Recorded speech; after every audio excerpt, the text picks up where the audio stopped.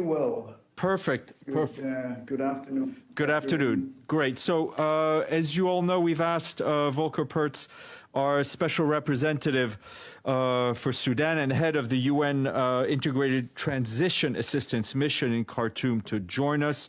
He will brief you virtually from Khartoum. Then after that, I will brief, and then we will then be joined by Achim Steiner, the administrator for UNDP, and he will brief you on UNDP's People's Climate Vote. Before we turn it over to Khartoum, I want to read a statement from the Secretary General, which the Secretary General strongly condemns the ongoing military coup d'etat in Khartoum and all actions that could jeopardize Sudan's political transition and stability. The Secretary General calls for the immediate reconstitution of the governing arrangements provided under the constitutional document. The unlawful detention of the Prime Minister, government officials, and politicians is unacceptable and contravenes the constitutional document and the partnership critical for the success of Sudan's transition. The Secretary General calls on the immediate release of the Prime Minister and all others who have been detained immediately. Sudanese stakeholders must immediately return to dialogue and engage in good faith to restore the constitutional order and Sudan's transitional process. The United Nations reiterates its unwavering commitment and support to the realization of Sudan's political transition.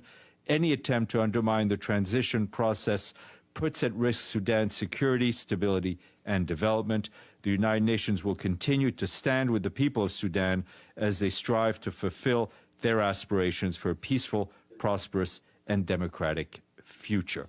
So that is a statement from the Secretary General, and now I'm very glad to hand it over to our special representative in Khartoum. Volker, please, you have the floor, and then we'll take a few questions. Well, thank you very much, Stefan. Good afternoon, colleagues. I guess you are following what is happening here in Sudan. The situation is still fluid, and we are not able to ascertain all the reports which we are getting. But what we know is that the army this morning has detained, or first put under house arrest, Prime Minister Hamdok, and then reportedly brought him and his wife to an unknown destination or unknown location after he reportedly refused to dissolve the government. That had been a demand from the military for a couple of days. Also, other government officials, including the Minister of Cabinet Affairs, the Minister of Information, the Minister of Industry, and a couple of others have been arrested, and we don't know where they are. The same applies to some members from the Sovereign Council, as well as some journalists. In a statement at noon today, General Burhan, so far the head of the Sovereignty Council and the head of the armed forces, has declared a state of emergency.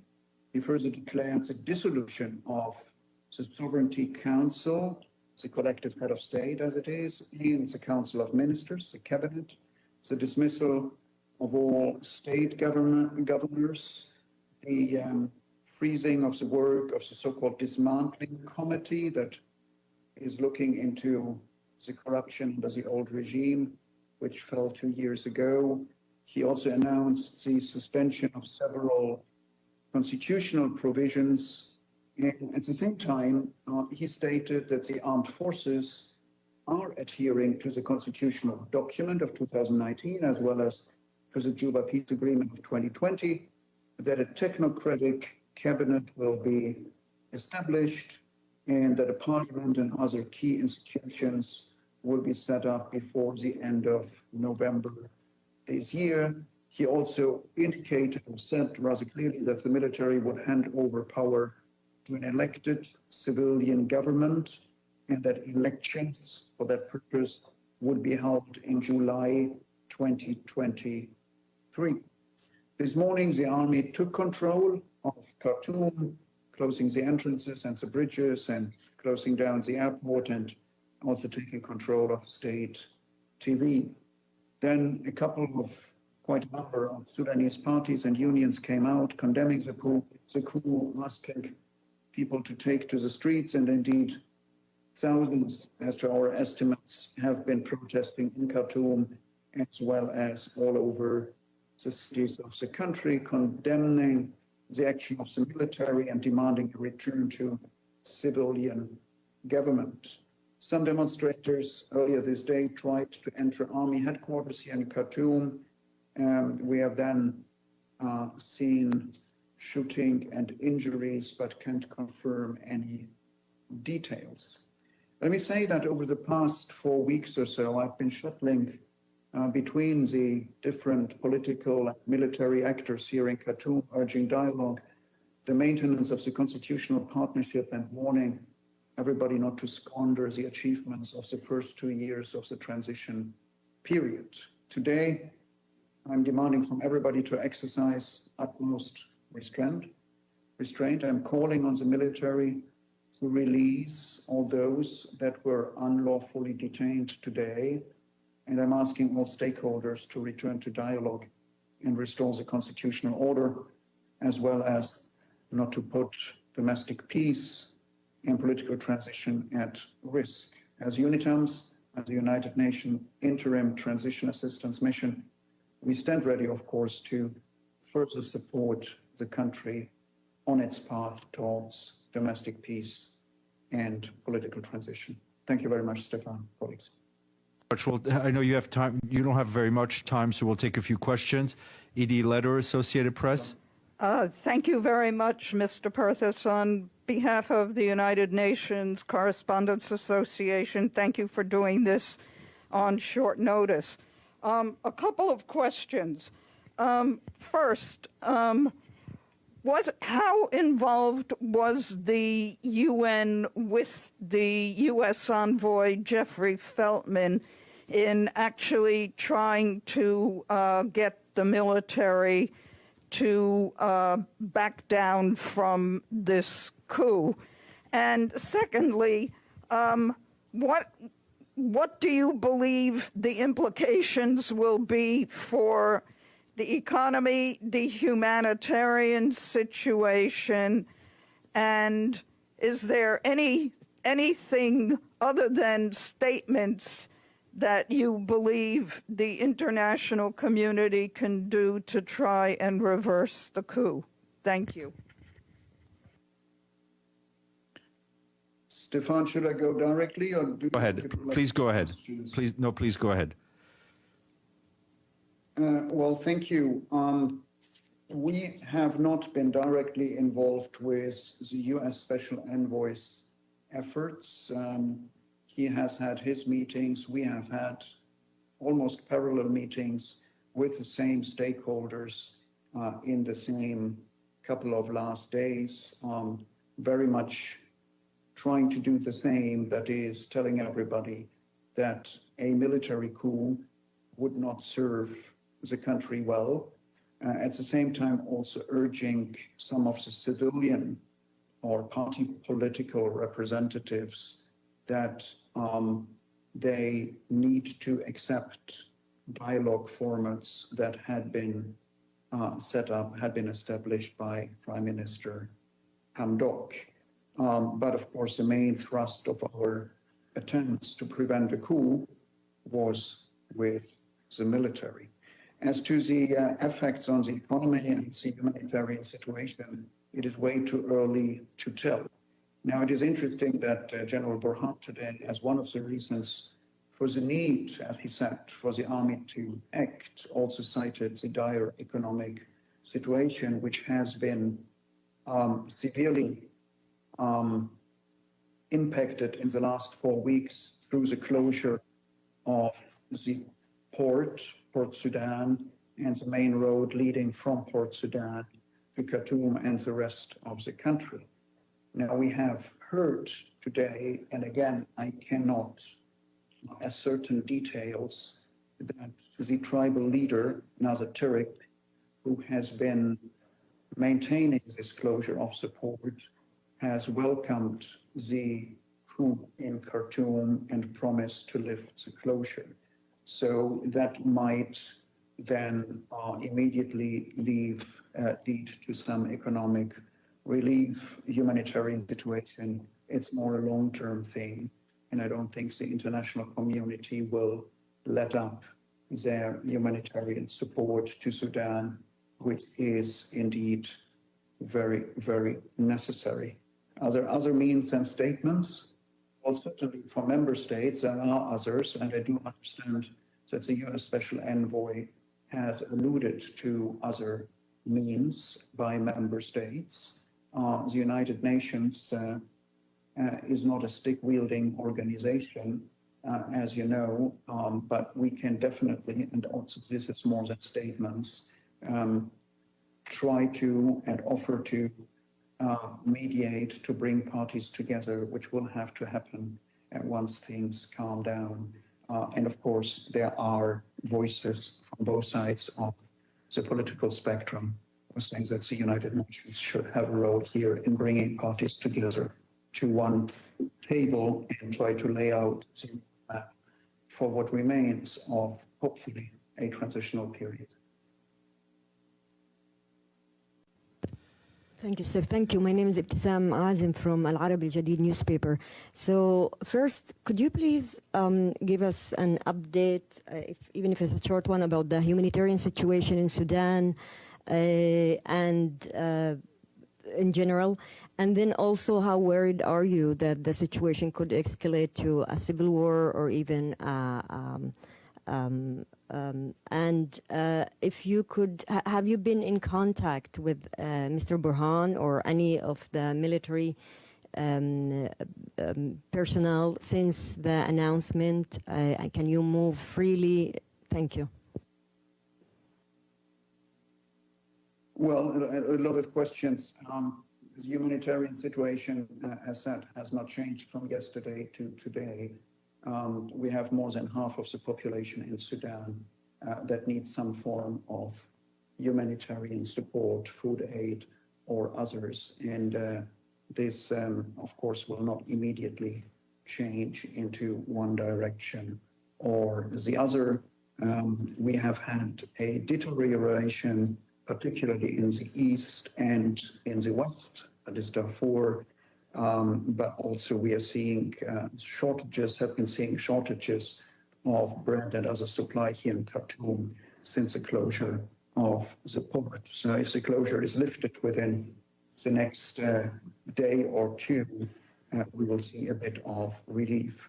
I'm not restricted from traveling, but many streets are simply closed through demonstrations and roadblocks set up by the so-called resistance committees or other societal actors or simply angry youth on the street. So it is not advisable to move around. I have not, to answer your last question, I have not seen any of the military leaders today. I guess I will see them in the next couple of days. Today it is very, very difficult to reach anybody since internet and telephone lines are down. Just to follow up about the contact to the military, you said you didn't see anybody, but were you, as the UN, able to be in contact with the military leadership? And secondly, you described like the airport being seized and bridges. It seems to be a tight grip. As of now, do you think the coup has to be seen as successful?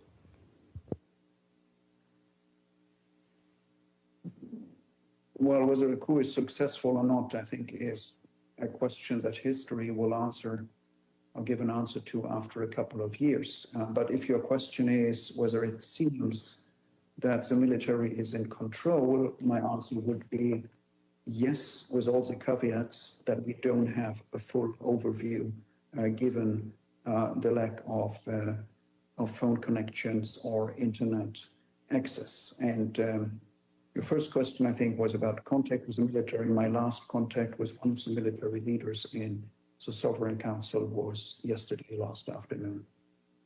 Thank you. We'll go yesterday late afternoon. I'm sorry. Thank you. We'll go to the screen. Michelle Nichols at Reuters. Michelle. Thank you, Special Envoy, for doing this. Just a couple of quick follow-up questions. You mentioned that you met with the military leaders yesterday afternoon. Did you get any indication from them that this was coming? Is there any idea what the specific trigger for this was? Why did they choose to do it now after all this sort of flurry of diplomatic activity? What signs did you see that this was coming? Thanks. Well, we heard military leaders increase their criticism of the civilian part of the government, including, which they had done in the weeks before, of Prime Minister Hamdok, but particularly their criticism was directed against what they call the party politicians that, in their reading, were dominating the government, the civilian part of the government, the cabinet, as it were. Actually, we had a talk with the military leader I spoke to yesterday, about the need for us, for the United Nations, to bring people to the table. He indicated on my question that the military would be prepared to respond to an invitation to dialogue at the table of the United Nations, and that said dialogue would be favorable, much favorable to any military action.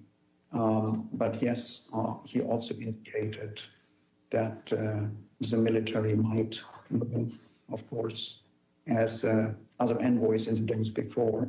I strongly warned against doing this. Thank you. We'll go to Pam Falk at CBS News. Pam? Yes, thank you, Special Envoy, for the briefing. A follow-up on the last question on the military. When was the last time you met with them? There were reports that the U.S. envoy Jeffrey Feldman met with them a day or two ago. Were there specific indications that this would happen and that they were threatening it would happen? And on Darfur, can you give any specifics about what the state of economics and the impact of the coup in Darfur? And the final one is just how many UN staff are there? Thank you so much.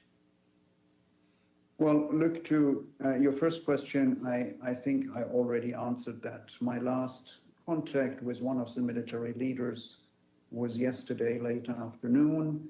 The US Special Envoy, I think, had left by that time. He had a meeting with President of the Sovereignty Council Burhan, the Prime Minister, and the RSF leader and Vice President of the Sovereignty Council Hemeti on Saturday. As far as I know, I had last met President Burhan on Thursday last week.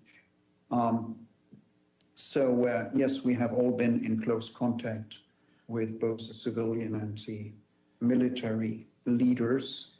But obviously our attempts to urge everybody to get back to dialogue and to initiate that dialogue were not successful. As to Darfur, for now, what I hear from our office is that we have no immediate impact of the situation here in Khartoum on Darfur. But again, Darfur has about the size of France. UNITAMS has about 30 personnel there, so I cannot really cover the area and tell you exactly what is going on, given again the lack of phone connections, internet connections, and other reliable information. The one sort of slightly reassuring fact which we witnessed today was that the Permanent Ceasefire Committee for Darfur, which is chaired by UNITAMS, by my mission, did meet today with the representatives of the armed forces, the regular armed forces, and the representatives of the so-called peace partners, or the signatories to the Juba Peace Agreement. And of course, it is our interest to maintain business as usual in that ceasefire committee in order to stabilize or continue to stabilize the situation in Darfur to the extent that this is possible by maintaining such an institution. We have also seen from other parts of the country, like from the east, where we did have a mission in the last couple of days to help mediate between the tribal leader there and the government, who wanted the port to be opened, that the local security committee is doing their work and escorting both UN personnel as well as ministers who, according to General Burhan's statement, are no longer ministers, to escorting them back to Khartoum. Our own staff, it's a very, very limited mission, a very small mission that we have here, UNITAMS. We have, for today, approximately 130 staff, altogether UN staff in the country. That includes the country team, is in the low number in the low 4-digit number. Thank you. We'll take one more question from the screen, then we'll go back to the room for a few last questions. Margaret Bashir, Voice of America. Maggie?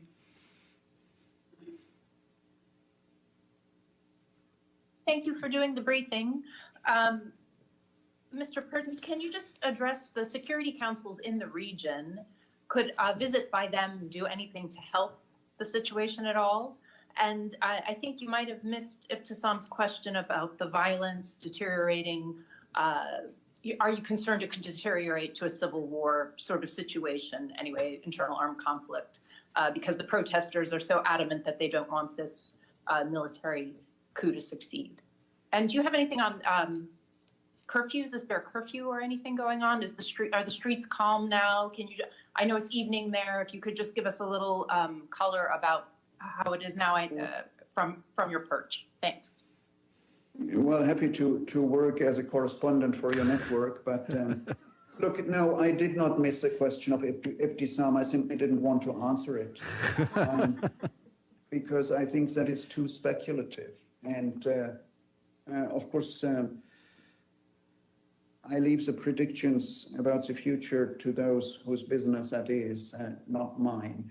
So my job and that of the United Nations and other diplomats is try to prevent exactly what Ibtisam was asking for in her question. So I would not predict anything in that direction and thereby sort of predetermine the circumstances under which I work. If I look out of the window, and indeed it is getting dark, we still have barricades burning, and we can hear occasional gunshots. So of course there is a risk that there would be more violence or more clashes when night falls, and there would be very, very little means for us to have any influence on that, aside from, as one of your colleagues asked earlier, aside from statements to exercise restraints. There was a third question you had, but this I probably really missed. It was not that I didn't want to. Did you answer on the Security Council there in the region? Exactly. Sure. To be honest, the Security Council can always be of help if it is united. So I guess we will have a briefing to the Security Council tomorrow. And if the unity which has been maintained on Sudan for the last 2 years in the Security Council, in contrast to divisions which we have seen on other countries in the region like Libya or Syria, if that unity is maintained, I think it does indeed help because the actors here do take international opinion quite seriously, and particularly statements from the Security Council. The delegation that is now in the region, in Mali, actually the continent is too big that we would say they could have a direct impact or bearing on what is happening here in Sudan. Thank you. We'll just take a handful more questions. Dulcie Lembach. Dulcie, pass blue. Hi, thanks very much. I wanted to go back to the Jeffrey Felton issue. Do you anticipate talking to him about the situation? I think you said you're not sure if he's still in Sudan, but where do you see the UN working with the U.S. envoy on the coup? Thanks. I have been talking to Jeff Feltman when he was here, as I'm talking to basically any high-ranking international visitor that comes through Khartoum, and I will continue to do that. But I'm not going to give you my diary for tomorrow or whom I'm going to speak to. But Jeff Feltman is no longer in Sudan. Thank you. We'll take two more questions. Philippe Rater, AFP. And then Thank you for the briefing. Can you tell us a little bit about your analysis about the position of the country in the region? For example, do you think Egypt and the President Sisi can be a key to resolve the situation? Thank you. I would love it that if you ask that question to the Egyptian leadership. We have heard different statements from regional stakeholders, and it seems to me that the regional stakeholders are much more cautious in their statements than Europeans or Americans are, for that matter. Egypt, for example, said that it has a, I'm paraphrasing, I don't know exactly, but they said they have a key interest in stability and security of Sudan. So I think for the neighbors, the question of stability of Sudan's borders, Sudan not getting in new domestic strife is much more important than who actually runs the country from Khartoum. But what exactly their contribution could be, this should be answered from the regional capitals. Thank you. Thank you. Last question, Joe Klein. And Yes, Joseph Klein, Canada Free Press. I'm not sure you want to answer this question either, but the question deals with the security for the mission, the UN mission itself, whether you were presently comfortable with whatever security arrangements are now in place, and are you relying primarily on the Sudan military forces or police for such security? Thank you. Well, that's a question I'm happy to respond to, Mr. Klein. No, we are comfortable. What we are seeing here, and that has been indicated in the last couple of weeks, is a conflict between Sudanese stakeholders. It is not a conflict between Sudanese stakeholders and any part of the international community. And we have seen, even when tensions were building up with the mass demonstrations that we have seen here on Thursday, if I'm sitting in a UN car with a UN flag or a UN logo on the car, people are happy to wave me through, and that goes both for demonstrators blocking the road and for the military if I want to visit any of the government institutions. We are protected by the Sudanese police, by the diplomatic police, and we feel comfortable with that indeed. Thank you. great. Thank you, Volker. We cannot thank you enough for making yourself available on very short notice. And you are hired as a correspondent for the media here. But in all seriousness, thank you very much. Please pass on our thanks and solidarity to you and all the colleagues in the mission. My pleasure. Thank you, Stefan. Thank you, colleagues. Thank you.